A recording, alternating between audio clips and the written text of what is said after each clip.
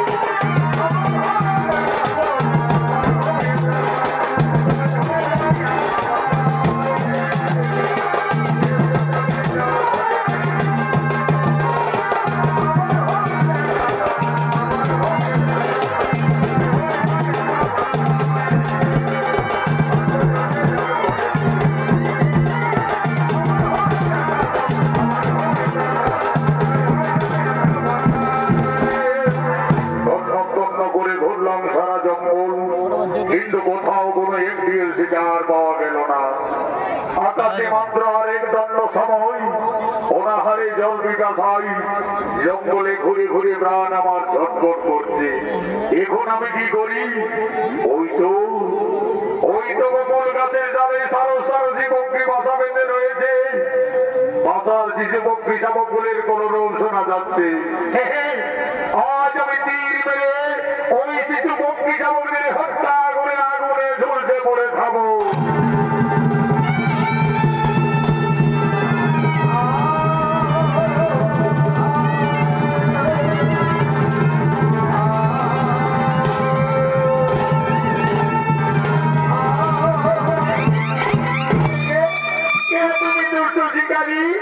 এইভাবে আমার যুবকী বিজয় শিশু পক্ষী শাবককে হত্যা করলে? সুন্দরী নারী দেখে যেন মনে হচ্ছে পূর্ণিমার চাঁদ। আজ সারা জঙ্গল ঘুরে ঘুরে কোথাও কোন শিকার পাইনি, তাই এই শিশু পক্ষী শাবকদের হত্যা করেছি। ওরে দুষ্ট শিকারী, একটি নয় দুটি নয়, পরপর 7-7টি শিশু পক্ষী শাবকদের অকারণে হত্যা করলে এটা তোমার পাপ হলো না? পাপ। শিকারীর স্বভাব স্বীকার করা। আমি পাপ পুণ্য জানি না। ওরে দুষ্ট শিকারী, আমায় অবজ্ঞা করে এই জঙ্গলে চিনতে পারলি না? আমার সঙ্গিনী সবাই শিশু পক্ষী শাবকদের ওখানে হত্যা করলি। সন্তান হারা কত জ্বালা, কত বেদনা। আমি তোমায় অভিশাপ দিচ্ছি, কলিযুগে হবে একদিন সাত পুত্র হারা। এই করে আমি দিলাম অভিশাপ।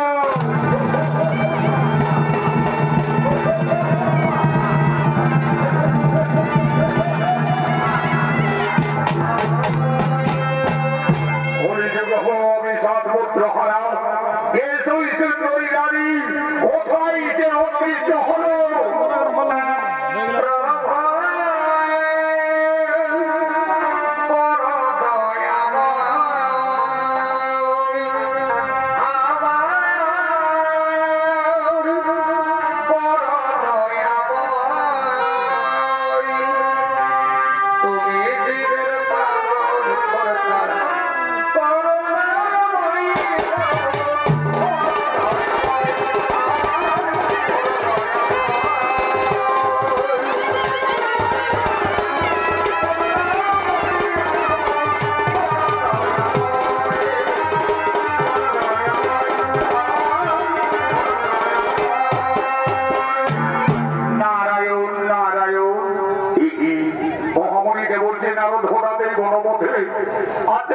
আপনি কি বলতে পারবেন কিছুক্ষণ আগে এই জঙ্গলে এক সুন্দরী নারী আমার শিশু পক্ষী শাবকদের হত্যা করার কারণে অভিশাপ দিয়ে গেল? কলিযুগে হব আমি সাত পুত্র হারা। আমার নারীটি কোথায় এই জঙ্গলে অদৃশ্য হয়ে গেল? কে সেই সুন্দরী রূপসী নারী? নারায়ণ নারায়ণ, হে শিকারী, তুমি তোমার পাপ নদী তাকে চিনতে পারলে না। যে সুন্দরী নারী তোমায় অভিশাপ দিয়ে গেল সেই অনুমানটা সত্যি মহামায়া দেবী দুর্গা। দেবী দুর্গা, দেবী দুর্গা মাতা মাই সামান্য করে গেল, অথচ আমার পাপ নদী আমি তাকে চিনতে ভুল করলাম। যার জন্য কিন্নরী মানব মানবী যুগ যুগ তপস্যা করে দর্শন পাই না, সেই মমতাময়ী দেবী দুর্গা আমার স্বেচ্ছায় এই জঙ্গলে দেখা দিয়েছিল। এই যে দেবী দুর্গার অভিশাপ, মহামণি আপনি কি বলতে পারেন মাতৃ অভিশাপ খণ্ডিবার উপায়? নারায়ণ নারায়ণ, দেবী দেবতাদের অভিশাপ না হবে খণ্ডন। কলিযুগে তোমায় সাত পুত্র হারা হতেই হবে। তবে মনের পশু পাখিকে হত্যা করে তুমি দেবীর কাছ থেকে অভিশাপ পেয়েছ। মাতৃ অভিশাপ খণ্ডিবার তবে একটি উপায় রয়েছে। তোমাকে এই ধনুর্বাণ ছেড়ে আজ থেকে এই মনের পশু পক্ষীদের নিজ সন্তানের নাই লালন পালন করতে হবে।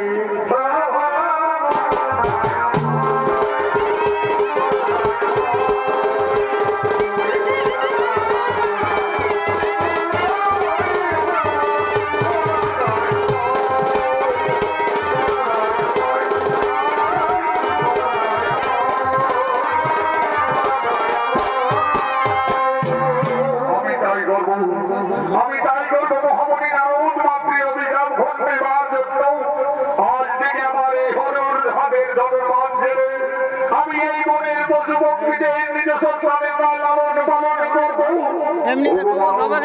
আজ তুমি আমায় ছলনা করে অভিশাপ দিয়ে গেলে মাতা, তোমার অভিশাপে আমি যদি বলি যে বিশাল মুক্ত হারা হইব, তুমি আমি প্রতিজ্ঞা করছি মাতা, বেঁচে যদি আজ আমার অমূল্য সম্পদ, সে যদি রায় যদি মুক্ত করি দেব, তথাপি আমি মনে না বুঝিব ওই নারীর জড়, নারীর জড়, নারীর জড়।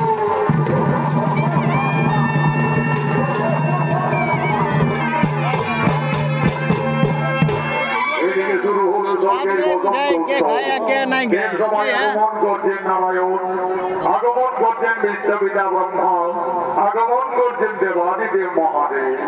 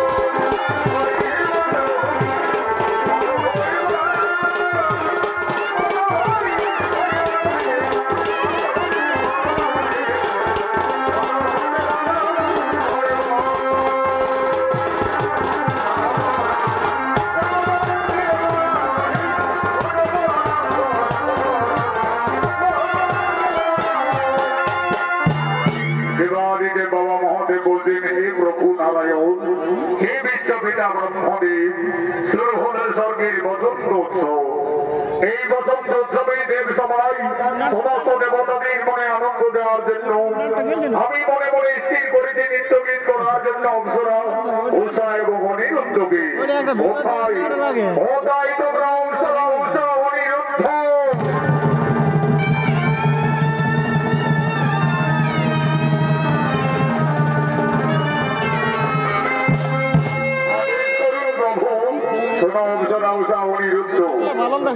আজ দেব সবাই সমস্ত দেবতাদের মনে আনন্দ দেওয়ার জন্য তোমরা নৃত্য গীত শুরু করো।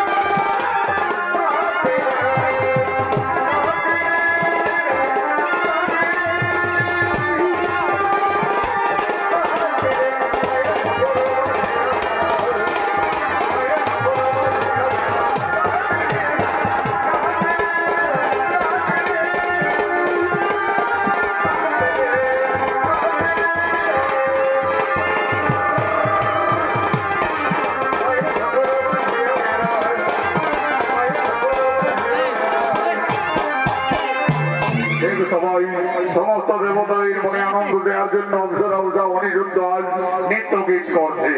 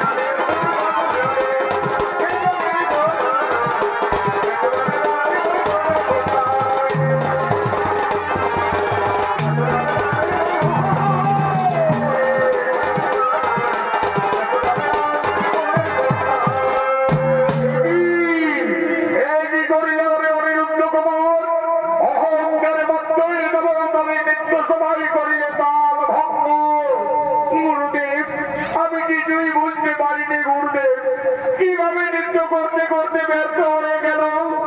ওরে ওরে উষা অনিরুদ্ধ বয়সের দোষে অহংকারে মত হয়ে যাব, তবে নৃত্য সবাই করিল তাল ভঙ্গ। এই জন্য চিন্তা করলাম যে জোড়া দিলাম তোদের অভিশাপ, যাও তোরা মানব হয়ে মানব করে জন্ম নেবে যাও। এই সামান্য অপরাধী প্রভু, আমাদের মানব গুলে জন্ম নিতে হবে, যেতে হবে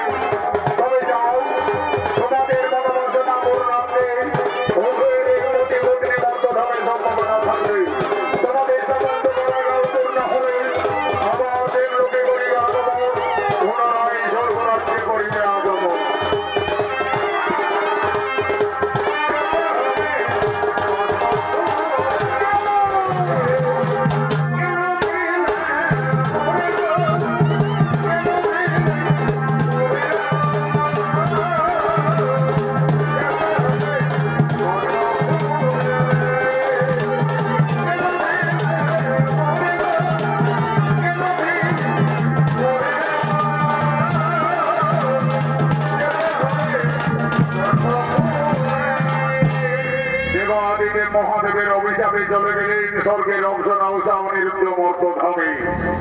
অনিরুদ্ধের জন্ম হল চাঁদ সদাগরের পুত্র নবীন্দর রূপে এবং তুষার জন্ম হল সাই সদাগরের কন্যা বেহুলা রূপে। এদিকে দেবী দুর্গার অভিশাপে স্বর্গের রুদ্র শিকারী কলিযুগে চাঁদ সদাগর রূপে জন্ম নিয়ে আগমন করেছেন জন্মনগরের মহারাজ চাঁদ সদাগর সমস্ত সেনাপতিদের সঙ্গে নিয়ে রাজসভার দিকে আগমন করছে।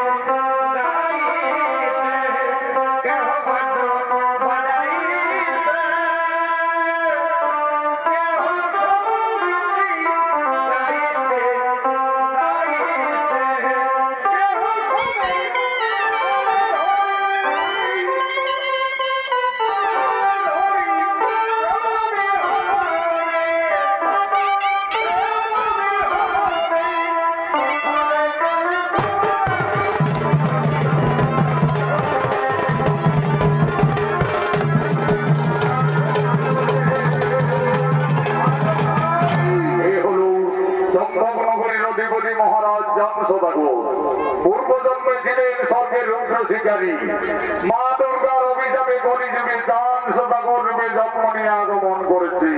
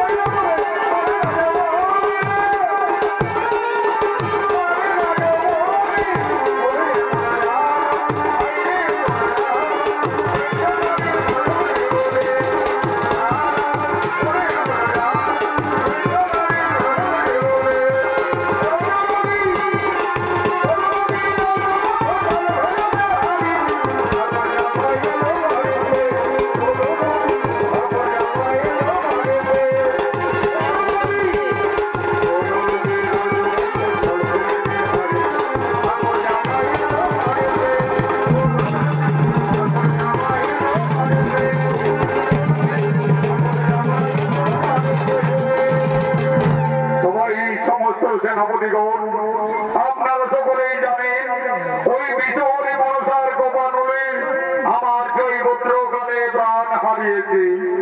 একমাত্র সপ্তম পুত্র নক্ষত্র তার 10 বর্ষ পূর্ণ হওয়ার পূর্বে আমাকে তাকে বিয়ের কাজ সম্পন্ন করতে হবে। এই গুরু মহাশয়, যুবরাজ নক্ষত্রের অস্ত্র শিক্ষা বিদ্যা শিক্ষা সকলেই সম্পন্ন। মহারাজ, নক্ষত্রের এখনো অস্ত্র শিক্ষা বাকি রয়েছে। মহারাজ, যা গুরুদেব, যুবরাজ নক্ষত্রের অস্ত্র শিক্ষার জন্য বন্ধনে নিয়ে গিয়ে তাকে শিক্ষা দেবে এবং আমাদের সম্পূর্ণ করে চারিদিকের সীমানা তাকে পরিষ্কার ভাবে জানিয়ে দেবে। তাই হবে মহারাজ, তাই হবে।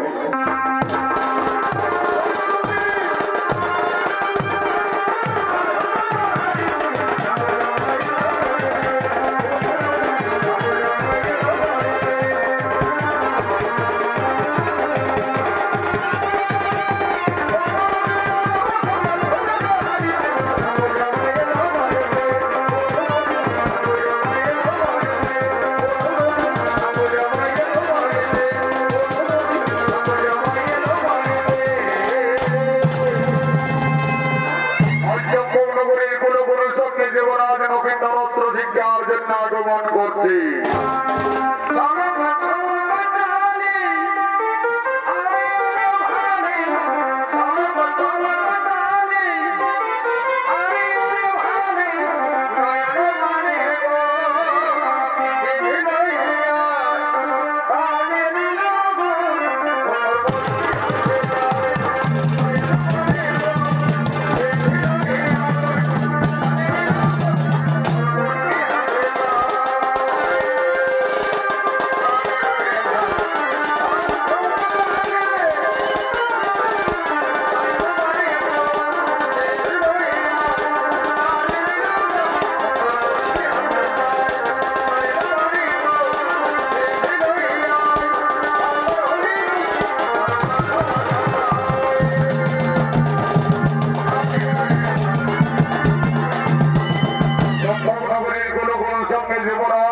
অস্ত্র শিক্ষার জন্য আগমন করেছে।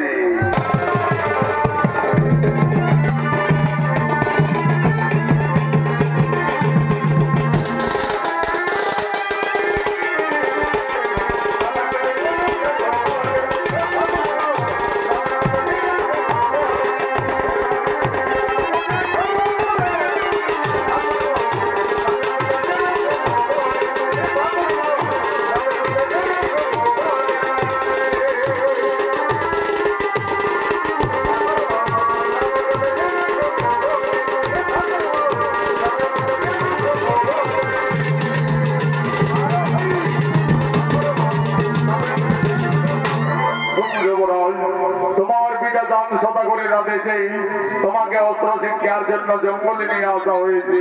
নকিন্দর, তুমি তোর বাড়ি ধরো, আমার সঙ্গে এই জঙ্গলে অস্ত্র চালনা করো।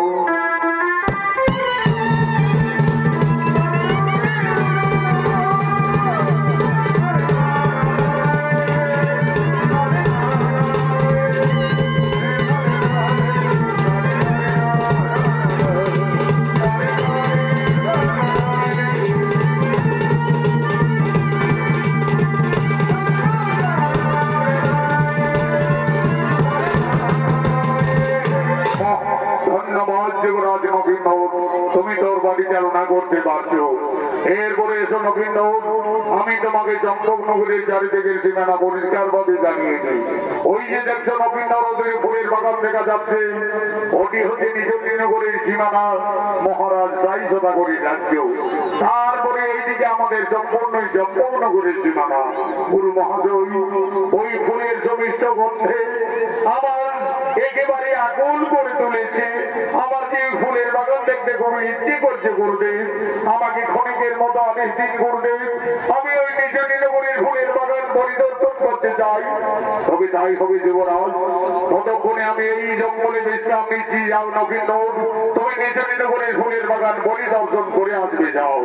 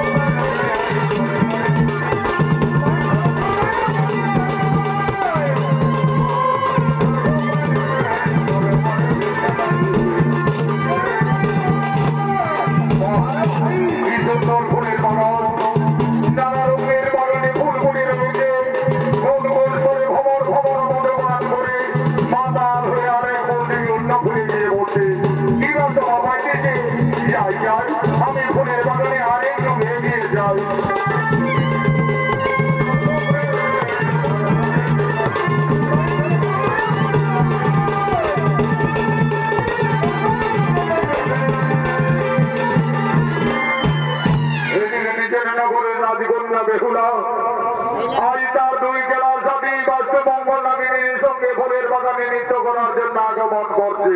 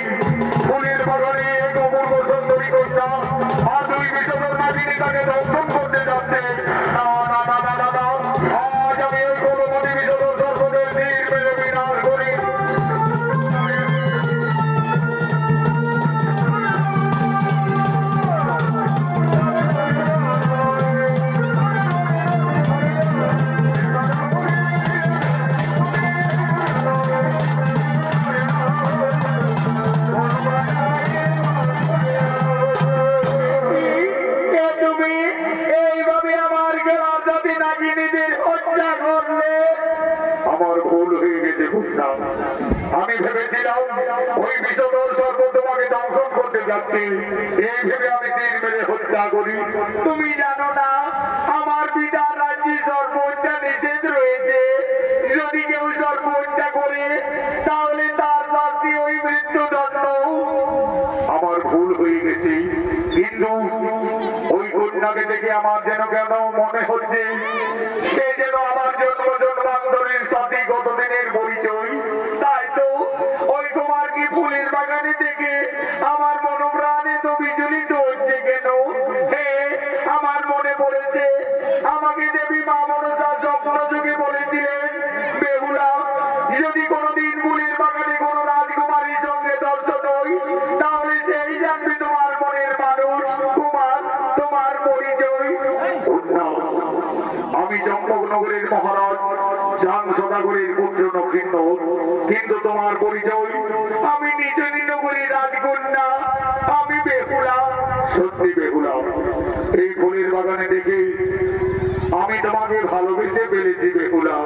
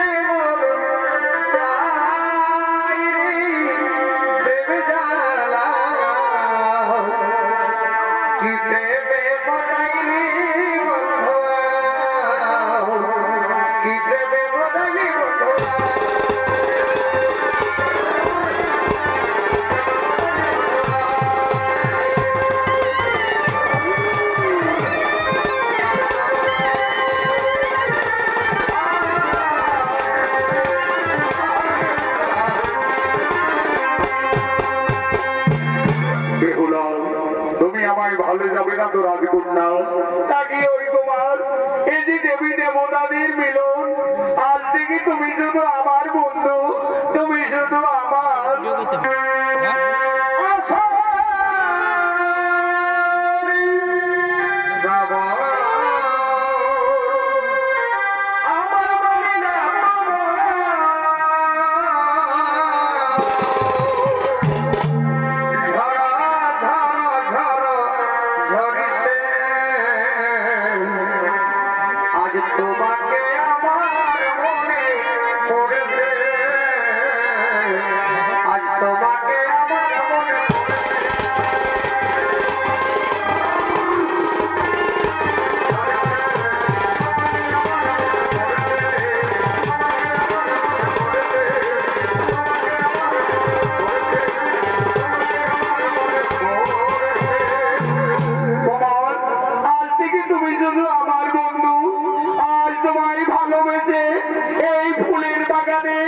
আমি তোমার গলায় আজ এই বনফুলের মালা পরিয়ে দিলাম বন্ধু। আজ থেকে তুমি শুধু আমার বন্ধু, তুমি শুধু আমার আমার জন্য জঙ্গলে কোনো কোনো মহাশয় অপেক্ষার হতো। তোমার মন চাইলে বেহুলা আবার আমাদের এই ফুলের বাগানে দেখা হবে। আজকের মতো আমাকে বিদায় দাও বেহুলা। তোমার কাছে দিয়ে আমায় যে যেতে দিতে মন চাই না তোমার।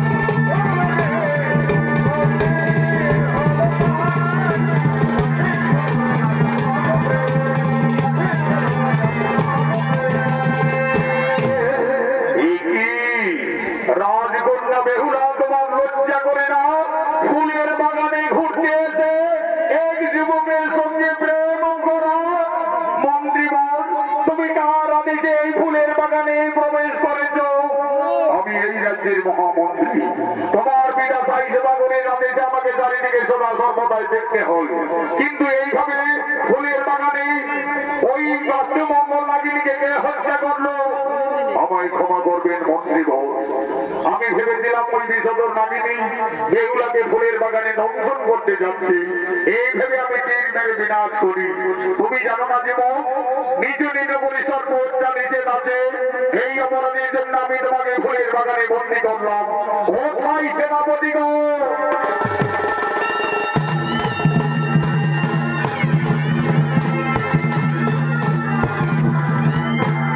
আদেশ করুন মন্ত্রী কাকা। শোনো সেনাপতি সকলে, এই সব হত্যাকারী যুবককে তোমরা বন্দী করে নিয়ে যাবো রাজসভায়।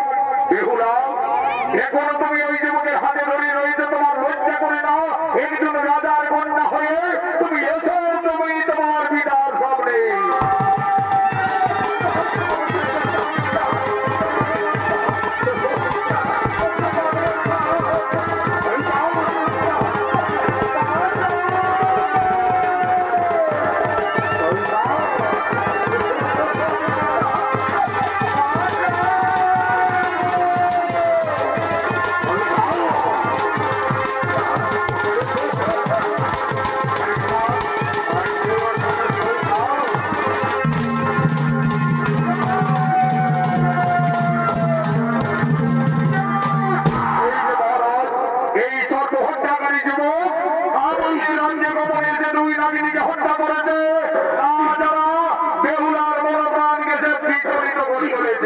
আমরা বন্দী করে নিয়ে এসেছি মহারাজ। সত্যি করে বলে দেব, তোমার কি বা পরিচয়? তুমি আমার রাজ্যে গোপনে এসে সর্ব হত্যা করেছ। মহারাজ, আমায় ক্ষমা করবি। জন্মগ্রহণী বসতি হই, পিতা মোর চান সদাগর, আমি তার পুত্র নবীন। নাগ বৈরী চান সদাগরের পুত্র তুমি নবীন। তোমার এত সাহস হলো কি করে আমার রাজ্যে এসে সর্ব হত্যা করা? তুমি জানো না সারা জীবন নিচে করে সর্প হত্যা নিষেধ রয়েছে। আর যদি কেউ সর্প হত্যা করে তার শাস্তি হয়ে মৃত্যুদণ্ড। ওই সেনাপতিগণ যাও, তোমরা জল্লাদকে ডেকে নিয়ে আসবে, যাও।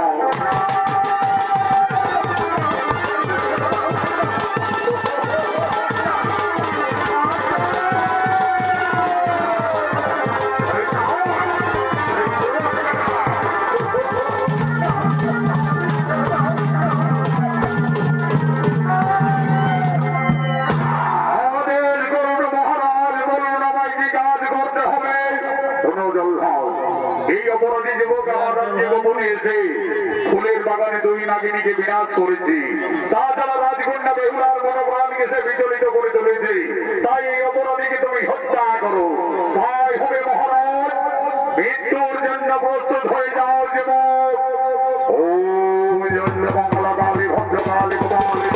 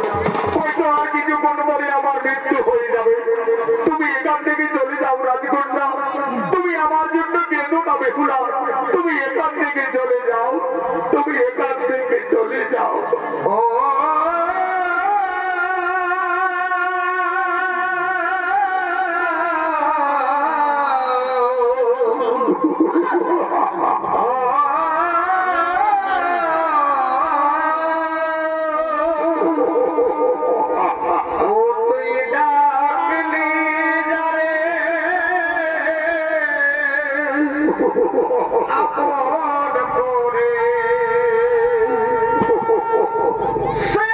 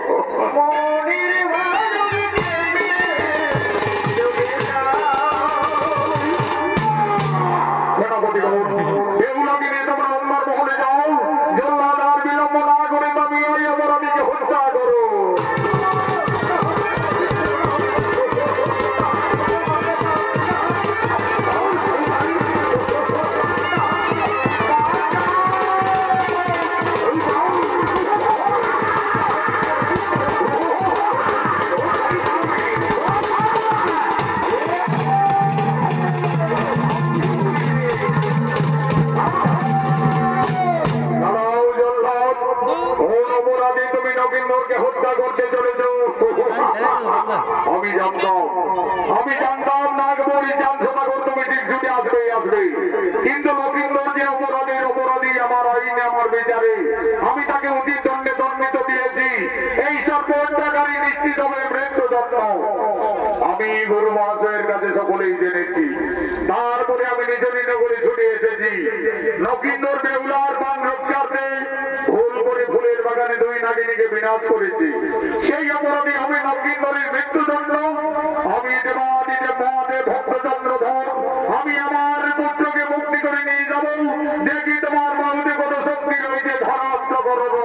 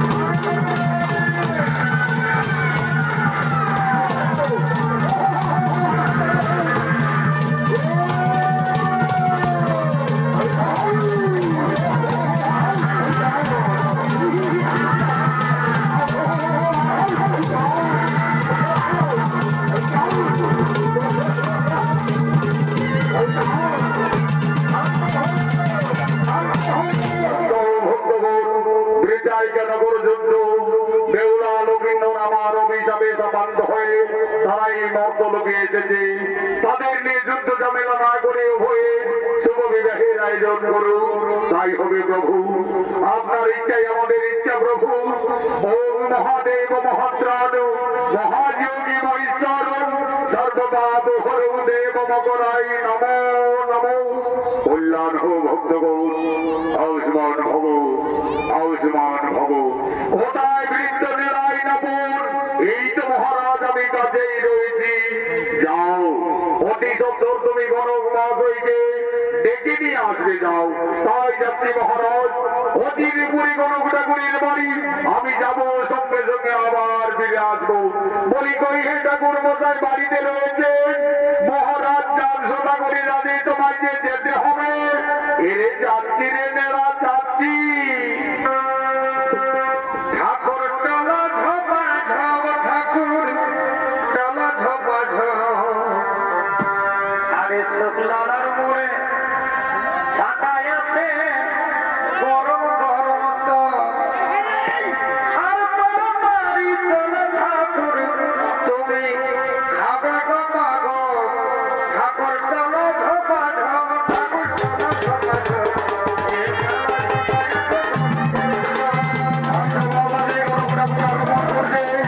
এই গরম ঠাকুরের অভিনয় স্বর্গে আদালত মাধব বিয়সিত মানিক কৈবর্ত।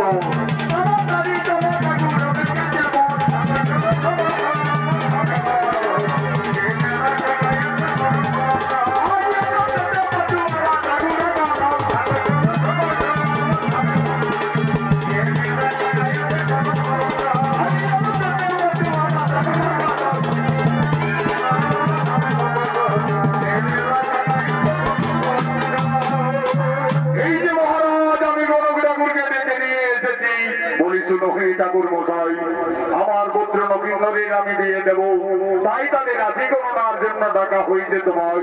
ঠিক আছে মহারাজ, আমি তো এক নম্বর কালী ঘটক আছি।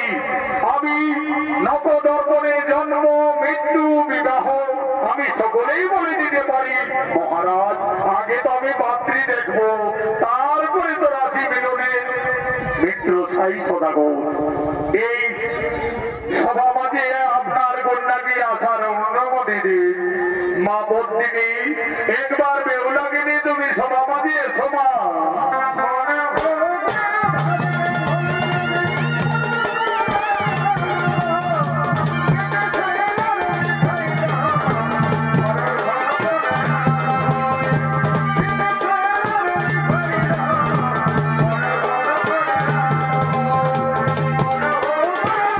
Oh,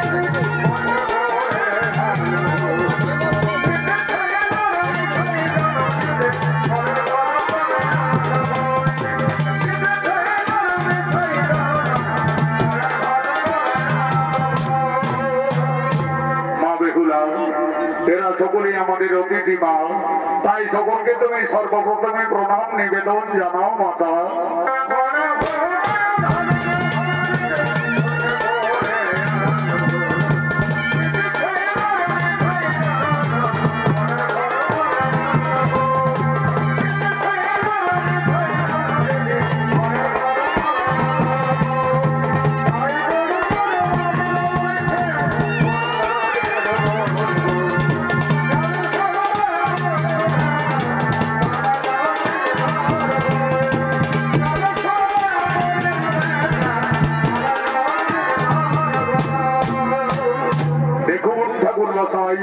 এই হলো আমার একমাত্র আদরের কন্যা।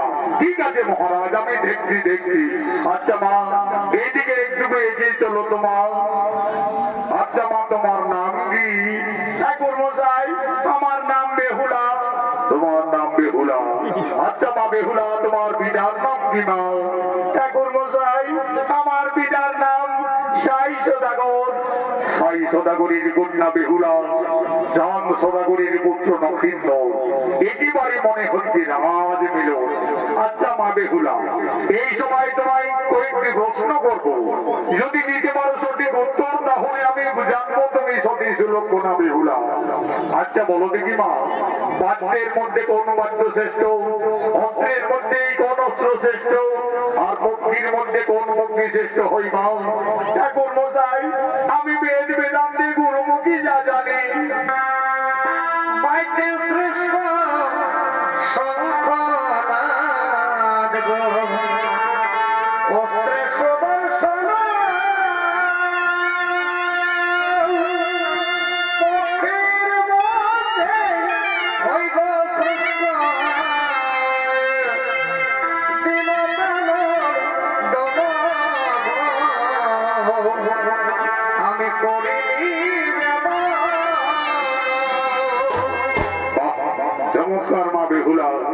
আমার প্রশ্নের তুমি সঠিক উত্তরই দিয়েছ মা।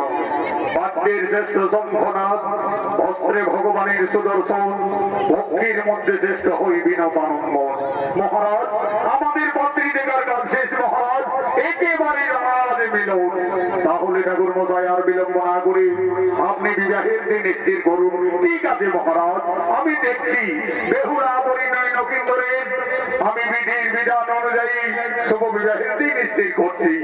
রাম সদাগরের পুত্র নকিন্দর, সাই সদাগরের কন্যা বেহুলা, জাতি দেশ সুবর্ণ বলি, অষ্টতিথি যোগে বৈশাখ মাসের দ্বাদশী তিথিতে লগ্ন অনুযায়ী শুভ বিবাহ। হিন্দু মহারাজ, ললাট লেখনে নকিন্দরের বিয়ের রাতে সর্বদংশনে মৃত্যু। তাহলে আমি আমার কন্যা বেহুলাকে বিবাহ দেব না মহারাজ। না বাবা, আমি যাকে স্বামী ভেবে যার গলায় ফুলের বাগানে ফুলের মালা পরিয়ে দিয়েছি, আমি নকিন্দরকে সারার জীবনে কাউকে স্বামীত্ব বরণ করতে পারবো না বাবা। মিত্র সাহিত্য থাকুন, এই বিয়েতে যখন আপনার কন্যা বেহুলা সম্পত্তি দিচ্ছে তখন আপনি আর বাধা দিও না মিত্র। আমি দেবাদিদেব মহাদেব ভক্তচন্দ্র আমি আমার পুত্র পুত্র বধূ সুসংখ্যার জন্য সাতালি পর্বতে নির্মাণ করবো লোহার পাথর। দেখি কিভাবে নকিন্দরের সর্বদংশনে হয় মৃত্যু। ভাগ্য যদি হয় মনোমান্ডব বিধাতার লিপি খালি হয় খান কাল, তোমরা করো শিব বিবাহের আয়োজন।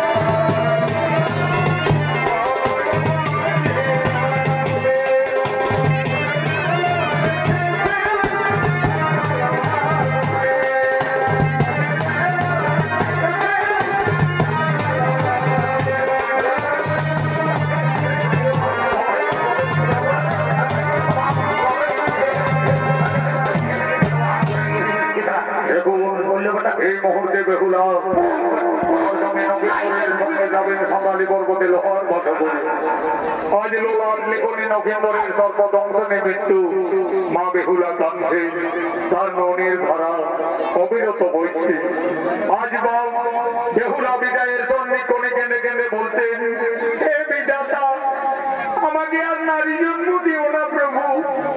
নারী জন্ম এত দুঃখের, এত কলঙ্কের, আমি আর নারী জন্ম নেব না। বিদায়ের সন্নি কোণে বেহুলা কেঁদে কেঁদে তার মা বাবার কাছে নিবেদন করছে।